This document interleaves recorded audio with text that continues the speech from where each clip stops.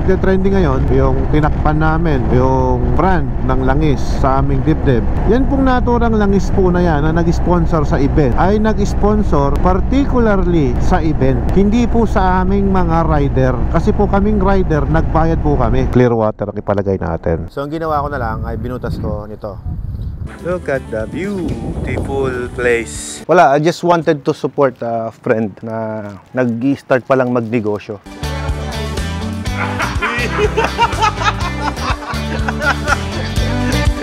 Oy, may pabanda kami oh.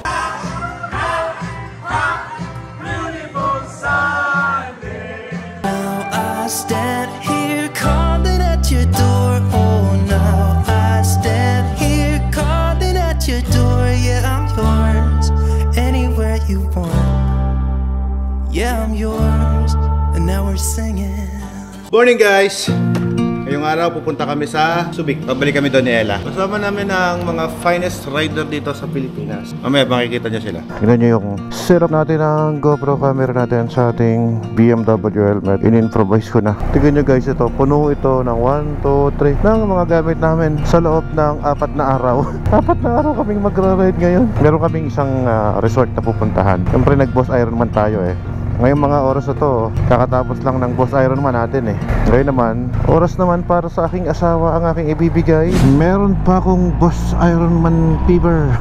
Ramdam ko pa din yung challenge, no? Aga namin 5:33 pa lang. Sa bagay, ang oras ng aming meeting ay 6:30. So we still have a lot of time para at least makapag-prepare naman. Pero siguro di ko na sila salapungin sa lake. Diretso na lang tayo doon sa Petron Subic. Nagbubukang liwayway na oh. Ganda ng tanawin. 5:53 na ng umaga. Oo, ganda oh. Sarap talaga mag-ride sa morning. Ang lamig yung mga makakasama namin ngayon. Ito yung mga nakakasama namin sa mga rides namin sa iba't ibang bansa, like sa Europe, sa New Zealand, sa South Africa, at kung saan-saan pa. Mamaya makilala niya silang lahat. Share ko lang sa inyo naman. Ano nga ba talaga ang Boss Ironman? Kasi may mga nagko-comment to. Ano pa talaga yan? Yung Boss Ironman, from the word boss, it's a BMW Owners Society of Safe Riders. Talagang exclusive talaga siya na private club na kung saan only the BMW user ang dapat na nagpa-participate dyan. Kaya lang nga dahil sa gustong lumaki ng grupo, ang camaraderie ng mga motorcycle enthusiasts, nagawa sila ng kumbaga lahat ng mga brands ay inopen nila na mag-participate din, although they are not into private group ng BMW. Yung grupo na yan, hindi naman sila sa BMW talaga na as in part of it na sponsored. Hindi. Ano po sila? Kumbaga gumagamit lang ng BMW dito sa Pilipinas. Parang GS Club Pampanga, ganyan. Parang Big Bike Riders of Pangasinan. Kaya lang may exclusivity. Nakaugalian na nila yan na nag-endurance, pero sila lang. And speaking of, nagte-trending ngayon yung tinakpan namin, yung brand ng langis sa aming dibdib. Kasi nga, nahihiya po kami doon sa aming mga kumpanya na ipinopromote. Kasi ako, brand ambassador po ako ng Platinum Lubricants. Although, pinagpaalam ko na kung pwede bang isuot. Pumayag naman ng Platinum Lubricants. Kaya lang, yung delikadesa kasi, nahihiya po ako na ang gumagaso sila sa akin, tapos iba yung mapipicturan. Ngayon, ang iniligay ko po doon sa takip doon is logo ko, which is logo ko naman yun eh. Hindi naman nila brand competitor yun eh. Ang masama, kung same brand, nyari, brand ng langis, tapos tinapalang ko rin ng brand ng langis, yun ang nakakahiya. Pero bilang respeto sa sponsor ng isang event na to, itong Boss Ironman, yung nilagay ko, logo ko, tapos isang logo na sponsor din ng event na yon, which is yung King Tooth. Sila po ay nag-sponsor sa akin. Kumbaga may monetary ako sa kanila. Nakakahiya po. Actually si King Tooth pinapatanggal yung takip nun ng nilagay ko sa vest. Kaya lang kasi gusto ko nga ilagay eh. It's my choice. Hindi nyo naman ako masisisi kung gusto ko ilagay yun. Just to be clarified, na ini-sponsor daw ng naturang langis ay yung vest na yon. Ang mahal ng binayaran namin dyan, it's 7,500 pesos. Tapos nagbayad pa ako ng VIP plus 2,500. So 10,000 po ang binayaran namin sa Boss Ironman na registration ko. And to be honest, no, eto, tapatan lang po, no, wala po sanang masasaktan, no. Yan pong naturang langis po na yan na nag-sponsor sa event ay nag-sponsor particularly sa event, hindi po sa aming mga rider. Kasi po kaming rider, nagbayad po kami. Bakit? Binayaran ba ng langis na yan yung registration ko? Di naman. Naggas ba siya sa akin? Hindi naman. Diba? Participant po ako. Ngayon, huwag niyong pakialaman sana yung desisyon ng mga participant. Diba? Nakita ko kasi yung post ng owner ng langis na yan, which is parang na-disrespeto daw, blah blah blah blah blah blah. And my opinion naman, huwag natin pakialaman kasi event sponsor po kayo. Hindi po kayo sponsor ng rider. Ngayon, kung yung rider po ay mayroong pinopromote na competitor ninyo, nahihiya po kami na ilagay po yung langis ninyo dyan dahil respeto sa nag-sponsor sa amin. Ngayon, asan ang delikadesa, asan ang respeto namin sa mga kumpanyang nagtiwala sa amin kung ilalagay po namin yung nilagay nyo na supposed to be, sa totoo lang sa totoo lang, dapat yung mga branding ninyo, since event sponsor po kayo, dapat hindi nyo nilalagay sa mga best yan sa totoo lang, kasi hindi lang naman po kayo ang sponsor ng event, marami nag-sponsor ng event na supposed to be dapat nandun sa lahat ng best, diba? Dahil sponsor sila gumasos din sila dapat nilagay lahat yan sa best, kaya lang hindi, nag-iisang brand lang. But anyway, wala namang kaso doon, pero supposed to be dapat to feel yung pagiging exclusive ng isang participant kagaya ko. Mas maganda sa nilagay doon, hindi yung sponsor, dapat ang nilagay po doon yung mismong logo ng event. Tanggalin lahat sana. Para sa akin lang naman, opinion ko lang naman to, no? Wala naman po tayong galit or sinasabi ko lang po yung sarili kong opinion. Supposed to be dapat yung best na yon, nakalagay po sana doon is Boss Ironman participant. Huwag yung sponsor. Logo dito or logo sa likod, yun sana. Mas mafe-feel ko pa na, uy, participant ako ng Boss Ironman. Hindi ako nag-ride para sa sponsorship ng ibang mga company na nandun. Kalimutan lang muna natin yung Boss Ironman na topic. Sana ma-improve nila next year, no? Bawi sana sila. Kasi nagmahal yung entrance, nagmahal yung registration. Pero parang para sa akin, nakakahiya naman sa mga dumayo. May mga dumayo po kasi dyan, mga taga Mindanao, mga taga Cebu, mga taga Palawan, iba-ibang lugar po dumadayo para po makipag-participate, na wala po. Pasensya na po sa mga organizer. I'm nothing against with the Boss Ironman. You done it great. Good job din sa organizer, no? Kasi talagang naghigpit ang management doon sa pagdi-DQ sa mga overspeeding. Pero next time sana sa first checkpoint pa lang, alam na this, naka-DQ naman, di ba? Magugol ka na lang 10 o'clock ng gabi, nagpakawala ka ng rider, tapos darting yung mga rider sa'yo 11, di ba? So alam mo na, kumataw yun. Kami 4 na oras namin kinuha yun Okay, so dito na nga kami sa Subic Petron. Ha? Dito na tayo. Dito tayo, hintayin natin. Dito pupunta sila Kuya Opoy. Yung windshield ko nangyari dyan, grabe. Tignan nyo yung setup ng motor ko, no? Nilagay pa lang natin, naka GR lights na tayo. Sabi sa akin ni Kuya Opoy, dapat daw naka clear water ang ipalagay natin. Siguro palagyan natin ng isa pang clear water. Tapos ito, magkapalagay din tayo dito ng radiator guard. Boss Ironman finisher, pero kita mo linis ng wala man lang ka damage, no? Ito, maglalagay tayo rito ng crash guard, tapos tambucho. Tingnan nyo to, ganda ng box, no? May laman tong mga bags na ipaparapol natin mamaya.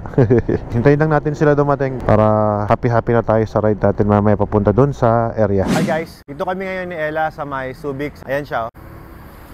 Medyo maaga kaming nakarating kaya marami kaming oras para makapag video at makapag picture. Pero ngayon ipapakita ko sa inyo itong ginawa kong setup sa aking helmet na BMW helmet. Ayan. Ito yung GS BMW Helmet Edition. Ayan. Wala akong mabili guys na chin mount para sa aking GoPro. So ang ginawa ko na lang ay binutas ko nito.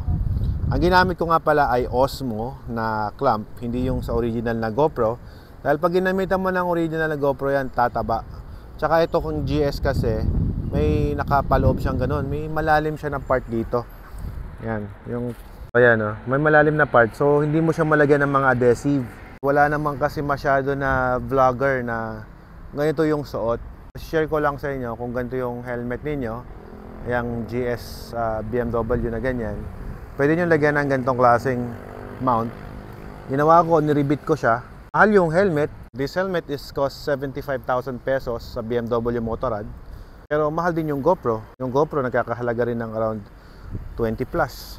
Tapos yung footage, o kung i-add mo naman siya, kung sulit ba na binutas ko yung helmet, I could say sulit naman kasi yung GoPro nagiging priceless na yan kapag maraming magagandang footage na nakuha, di ba? Share ko lang sa inyo guys. Ganito yung setup ko. Yung aking climb na ginagamit, ganito rin yung ginawa ko, butas din. Alright, sana may natutunan kayo guys. Ayan, dumating na yung mga kasama namin guys. Lipat ko lang tong motor ko, nakabilad eh. Dito yung mga kasama natin, si Kuya Frankie, tsaka si Jay Pua. So yung mga kasama namin dito rin nagpark. Meron din tayong kasamang isang 1250 na naka-acrophobic na kulay black. So ang ganda yung kanya, may guard na dito. Naglagay na rin siya ng handle guard. Yung ibang kasama namin andito, mga naka-Ducati naman sila. Ducati Multistrada, yung ibang grupo namin andun na. Siya nga pala, kung kilala nyo si Itchy Boots, Philippines, siya yung kasama natin ngayon. Sama yung kapatid niya si Pinggoy, si Kong, Attorney JT. Ito yung vibe na makikita mo yung parang kang nasa Florida, no? Nalala ko lang bigla yung aming vacation sa Amerika. Dito sa Subic, parang ito yung parehas na itsura ng Florida. Guys, oh, daming yate, no? Oh, di ba? Ang ganda. Sana one time makapag-review tayo ng yate, no? Ma-experience natin yan. Bali, kaibigan naman natin yung club president ng yate dyan, si Boss Aris. Shout out, boss. Payati ka naman dyan, boss. Dito sa Subic nga pala, kung bago kayo dito, ang diskarte nila rito, first stop, first go. Bali yan, oh, di ba? May intersection ganyan. O, mag-go na sasakyan doon. O, pag nag-go na siya, tsaka ka palang mag-go-go. Hindi ka pwedeng dumikit ng dumikit. Hindi pwedeng sabay-sabay kayong mag-go-go. Kasi may rules dito na kailangan mong sundin. Bawal din ang swerving. Yung gaganon ka sa kabilang side. Parang kang nasa, Jamaica. Sa totoo lang, dito sa Pilipinas, dito lang yata sa Subic ganito, no? Hindi naman lahat ganito eh. Batas ng Amerika yung pinapatupad nila dito. And then dito sa Subic, yung papasukan mong gate doon, bago ka makapasok dito, sine-check nila yon. Kung may dala kang mga motor or ano man na suspicious na walang papeles, sine-check nila yon. Tapos kailangan maipakita mo dito yung mga ORCR mo dito sa labas na to. Kung mayroon kang mga dala-dala na nakakarga sa sasakyan. Ayun, so nakalabas na tayo ng Subic. Balik na tayo sa normal mode of driving natin dito sa labas. So ito, Itchy Boots naman yung kasama natin ngayon. Bukas niyan, kung bakit magtutuloy-tuloy ang aking ride, meron tayong charity ride with team ng Manibela. Alam niyo naman, sa team ng Manibela guys, hindi naman talaga usually binablog yung mga charity na ganyan. Pero syempre dahil doon na tayo, i-vlog na rin natin. Labas na natin sa vlog natin yung charity na gagawin natin, just to inspired, no? Kasi yung team ng Manibela talagang very generous din sila sa ginagawa nating mga charities, no? Supposed to be dapat kasama ko yung 3 doktor na kapatid ng asawa ko. Sadly hindi nakasama dahil sa kadahilan ng nasa Japan sila. At sa team ng Manibela, kinabukasan dadiretso naman tayo sa King Tooth. Celebration naman yun ng ating Boss Ironman finisher sa King Tooth Riders, na supposed to be ay gaganapin naman po yan sa Batangas. Pag mahal mo ay King Tooth mo. 13 minutes lang, 6.3 kilometers nandun na tayo. So hindi ko na na-video yung pagpasok namin dahil sa lobat. Kita nyo naman, full na lang ako ng batira dito. Dito tayo ngayon sa venue kung saan tayo matutulog ngayon. Hindi ko alam kung saan lugar to eh, basta ginugal lang namin. Nakita ko napakalaking tulong ng Jiggy na kahit hindi ka taga rito, mayroon kang dashcam dito. Bigla tayo nagiging spearhead ng wala sa oras, no? Dito na yung ibang mga kasama namin. Ang ganda dito ah. Tingnan yung room natin. Oh, tabi-tabi kami dyan. Laki, tingnan mo yung CR. Mami, oh. Pwede kayo maghabulan dito sa loob. It's my bed. Okay, let's go. Ito yung lugar. Oh. Ganda. Ganda dito ah. Kasi inom pa dito ng freshly brewed. What a place. Kuya Bong! Ang aga niya na. Ito ko yung mga picture niyo, ha? Follower mo ako, ha? Makita ko muna sa inyo yung lugar. Yan. Dito. Swimming pool. Swimming pool, guys. Na alam ko namang hindi kami maliligo dito. Ewan ko mamaya pagka medyo groovy na, no? Ganda ng lugar, oh. Wow. Look at the beautiful place. I-enjoy ka dito. Tanggal lang pagod mo sa biyahe. Ay, wow. Meron ng lunch dito, oh. Yun, oh. Surop umit. Sarap. Siyempre, kanin di nawawala. At saka ako. Ay, may paletsyon. Wow. Yun, oh. Sarap, oh. Paputas din, oh. Kain mo tayo, guys.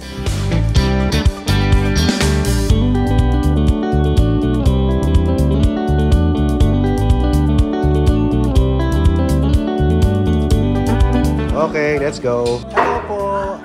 Hi, opo, it's me. Ngayon, kasama ka na sa vlog ko. Oh, hello. Lagi ka nagka-promise sa asawa mo. Ay, nanonood rin kayo, sir? Idol na idol ka. Ay, ganon? Picture tayo mamaya.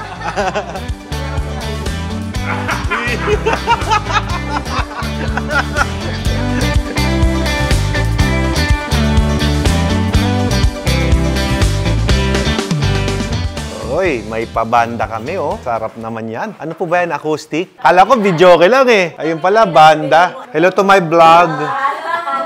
Hello. Hello. Hindi namin sila, Ay. Idol namin yan.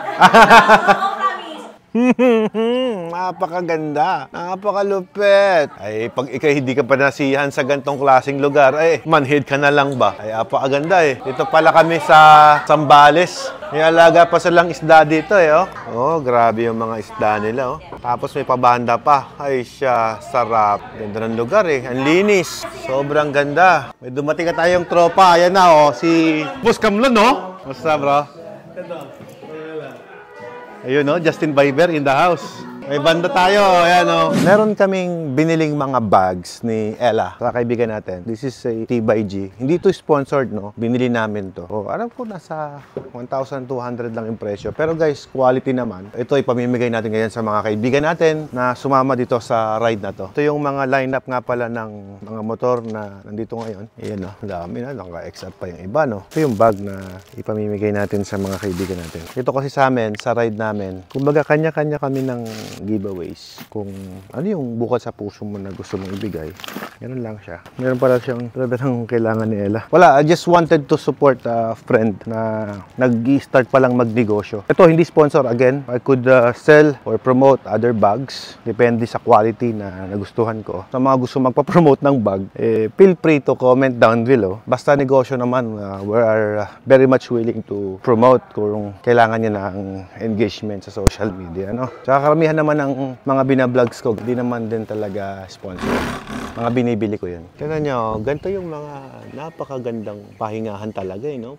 Very peaceful, no? Sarap dito. Yan yung flooring na ginawa niya, no? Ganito yung nilagay ko sa gate ko, eh. Makapal to, eh. Pwede nga pala sa flooring, no? Tingnan kung gaano kakapal yan, no? Half inch siya, no? Ganyan, no? Ang kapal, no? Ang galing. Ang ganda mo yun, no? Wala kaming kaplano-planong maglasing, eh. Wala, eh. Pili ka lang. May vodka. Ayan.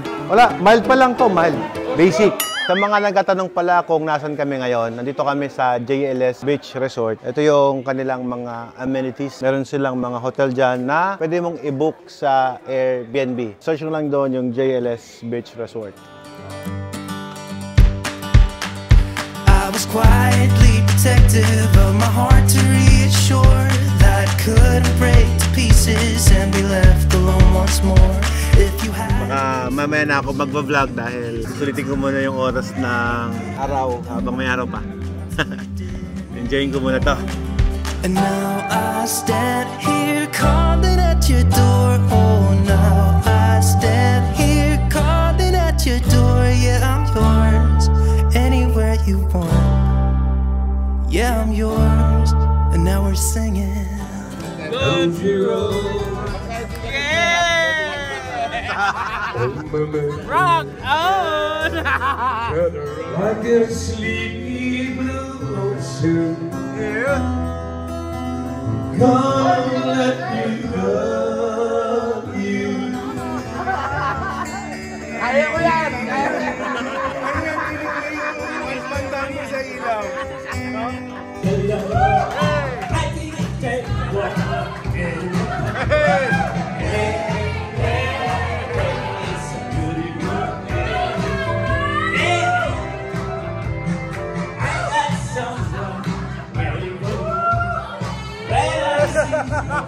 I know that's